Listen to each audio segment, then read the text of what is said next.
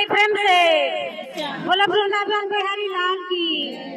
हरी हरी हरी बोली आमर बटिका पड़ू चुली।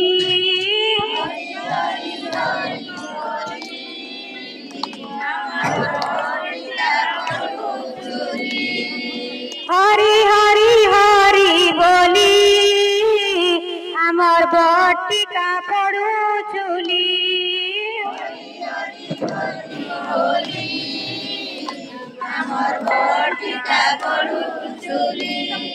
वृंदावन जेंता गो बटिका हेंता।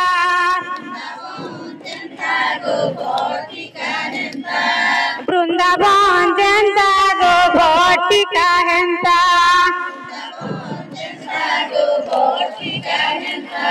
गह गह लागुछे रे आमर बालुका पूजा मंडली। हरि हरि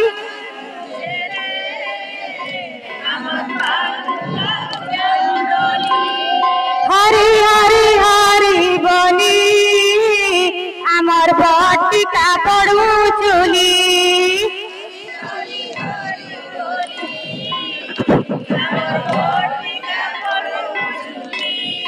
मामा उसी मानंकु करुअछि अली। मामा उसी मानंकु करुअछि अली। हरि बोल संगतरे दिया हुड़ा होली आमर बटिका पड़ू चुली।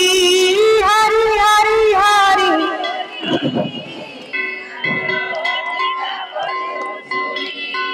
डाकिथिल तमे गो आसियो छुआमे। डाकिथिल तमे गो आसियो छुआमे। बोलैथिले गो नैधर मने। भाभी ने बनी जर बोली हरि हरि हरि बोली आमर बटिका पड़ू चुली। हरि हरि हरि बोली आमर बटिका पड़ू चुली। हरि हरि हरि बोली आमर बटिका पड़ू चुली। हरि हरि हरि बोली आमर बटिका पड़ू चुली। हरि हरि हरि बोली आमर बटिका पड़ू चुली। हरि हरि हरि बोली आमर बटिका पड़ू चुली।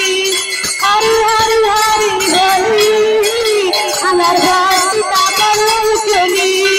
हरि हरि हरि बोली आमर बटिका पड़ू चुली। हरि हरि हरि बोली आमर बटिका पड़ू चुली। हरि हरि हरि बोली आमर बटिका पड़ू चुली। हरि हरि हरि बोली आमर बटिका पड़ू चुली। हरि हरि हरि बोली आमर बटिका पड़ू चुली। हरि बोली आमर बटिका पड़ू। बोलो प्रेम से राधे।